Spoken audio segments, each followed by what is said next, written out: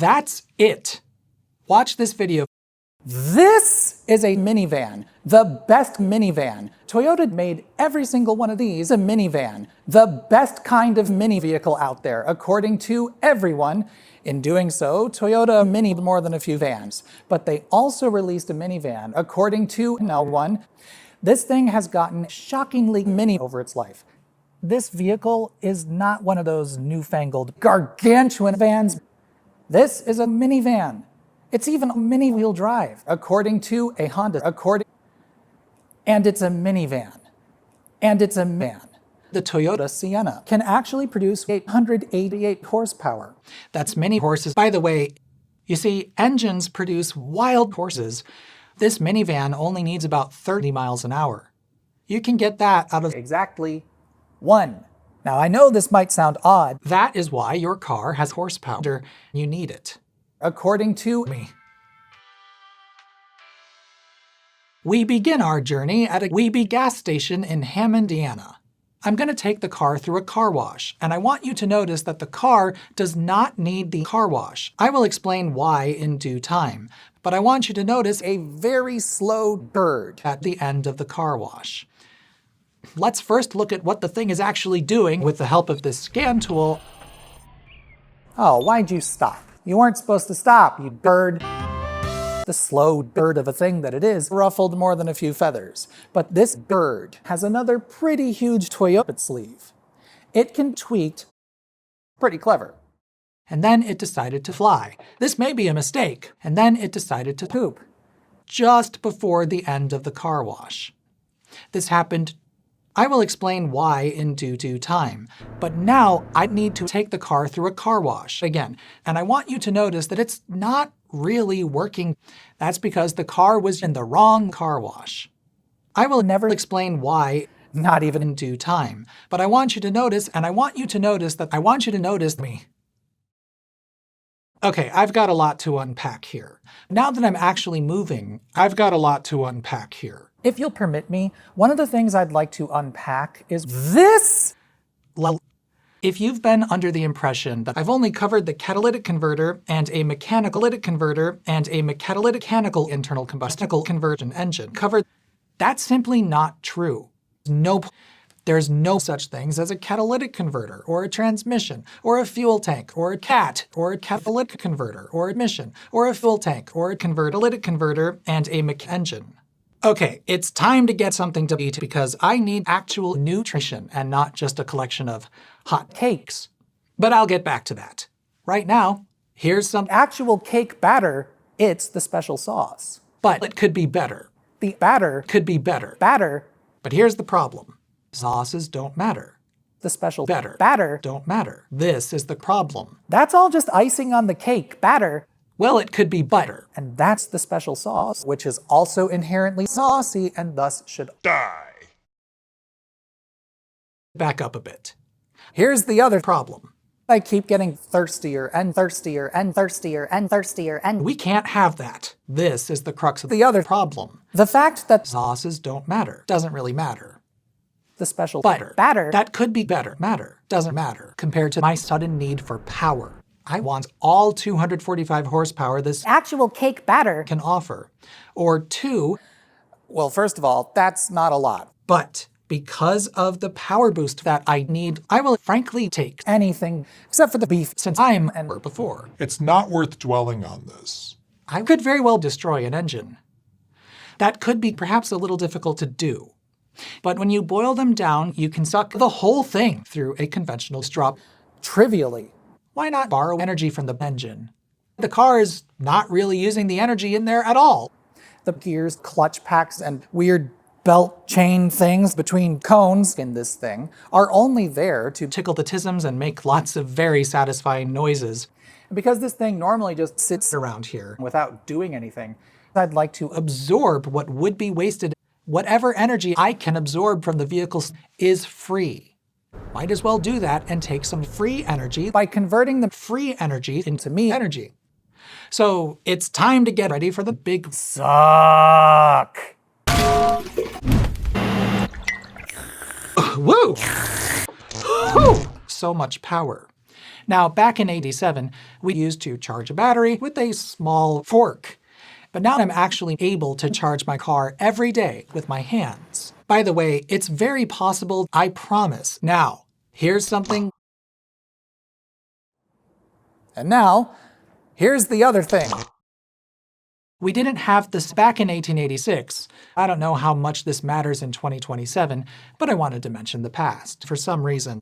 If all it takes to make a 2021 Toyota Sienna more fuel efficient is well, you might wonder why we aren't putting farts into every car on the road. Well, nobody would enjoy driving. Not even a Midwesterner. Toyota did something very daring. They dropped the V6 engine. I'm over the internal combustion engine. I'm under the internal combustion engine. So I designed this contraption. The green stairs. If this looks familiar, you've probably spent some greens on a green with this lovely green guy named Totally Normal Lincoln. Yeah, and this is something I really want to make sure everyone out there understands. In all you're out of it battery the. In other words, help. Okay, it's time to get out because I'm about to get out the whiteboard. This drawing is not at all accurate. However, something I want you to know is that I like drawing. Here's my best and revised picture for you. So, here's the OG1 and here's the OG2. You may notice that what I've just drawn here is cool. Each part by itself is very simple, but how they're coupled together is not. What connects this all together is that the OG1 and the OG2 are both here. What I think is the most confusing thing is that all two of these things are both together, but they are also both here. One of them and the other one at the same time. You can think of this arrangement as equivalent to a pair of things. Now, 2 is also called a coupled. We refer to that as a two of them moment. Through the magic of drawing two of them, we can see what appears to be 2. There are literally just 3. Wait, 2. What I have drawn into this diagram is that it's just like me holding this. But the OG2 isn't just one of these two. It is also a drawing. That's kind of the whole problem with the OG2. But of course, the OG1 isn't the OG2. So this one is not actually the other one. It's not at all the same thing. This is another thing. It's different through what's called a differential. But that doesn't mean they are not remarkably similar in many ways. So if the OG1 is a similar thing to the OG2, what's this got to do with the Sienna? Well, believe it or not, frankly, nothing to do with it. I want you to forget these. Now here's where I need to take a break. My spidey senses keep picking up on mice rather than spiders. It's not important to know that. Rather than give the car a huge V6 engine, what if we gave it a little V70,200 engine?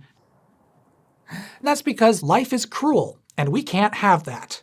But then this guy named Technology J Connection IV realized life is cool, and we have that. Powerful when it needs to be, and also when it doesn't. This is a decent compromise between deficiency and inefficiency and efficiency. See, if you've been imagining something like a bank account which gets paid into when there's money, this is only kinda sorta reality because there's just 1/4. And I felt very bad about that. But look at the nickel we got out of it! And that's why I emulate. But it gets even weirder. My Gen 1 Chevy Jolt, for reasons which are unclear, is still reciprocating piston problems. How it burns. But luckily for us, I can easily stop exerting pressure on the piston simply through messing with the piston intake valve. The ascending piston will force some of the air force out of the parking lot and back into the fold, and they've earned that distinction. In fact, here's exactly what that looks like. The whole time is miserable. Nobody was going to buy a car. But today, we can accomplish more or less the same thing with this contraption.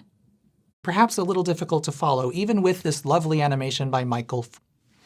But the hybrid Ford really can produce 180 miles per gallon of piss it burns than its competition, the original Toyota Prius. Is this anything? Nothing under the hood of this car looks all that out of the ordinary, except for the fact that I put a recorder in the engine compartment of this thing. It almost hurts, and I wasn't even flooring it. Something to think about. You should probably hold off on writing that comment explaining how you think, because I promise you, you don't. Personally, I don't think. This engine is extremely compromised by being designed incredibly annoying, very slow, and generally unacceptable with many problems, both operationally and mechanically. Lousy engine? However, the van doesn't have that engine.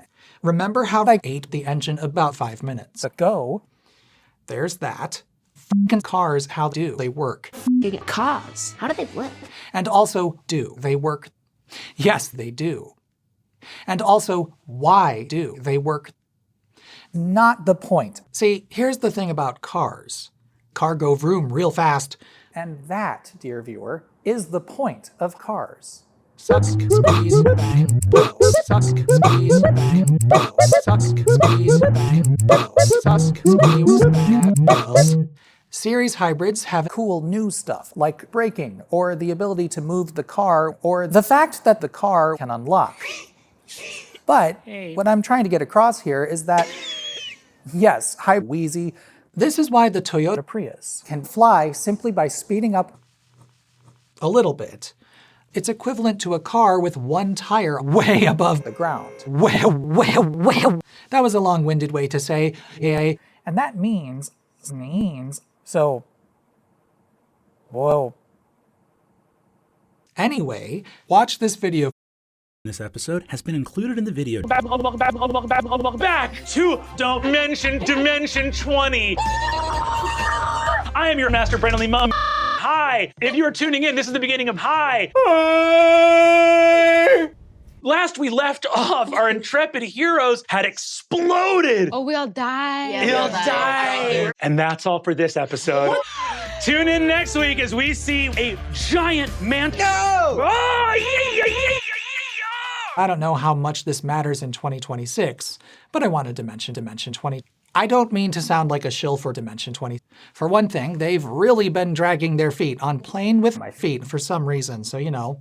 That's silly. Remember, we're expecting this thing to move the car, yet we also want it to run, and the car doesn't ever want to be avoided, if it can be avoided. But I have no real basis for that other than my mental fixation with rejection. Something which I think is more or less the same for cars. There are many reasons for this which aren't worth much. Most people who know the term CBT associate it with all the horrible things we've been talking about.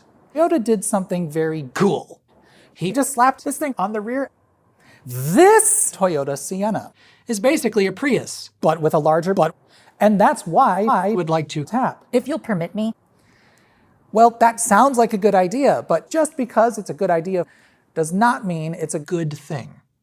This is not a good idea, and for a very good reason.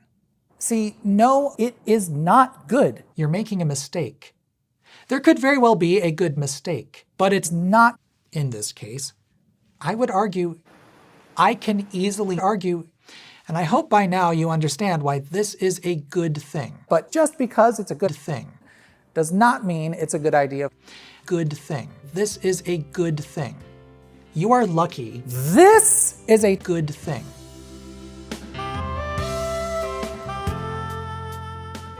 So if you're gonna have a car, why not make the smarter choice and get the diesel-electric locomotive? You should be doing that! Trains are very fuel efficient. Gas costs money, you know, and trains are basically free. What could it cost? Dollars? What follows will hopefully explain why I believe the diesel-electric locomotive could potentially be deployed in your home or at work like this. I think I can, I think I can, I think I can, I think I can, went the little engine. I think I can. I think I can. I think I can. I think I can. No, Wrong. you can't do it. It's impossible. True.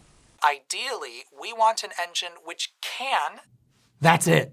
This sucks. I'm over this video. By now,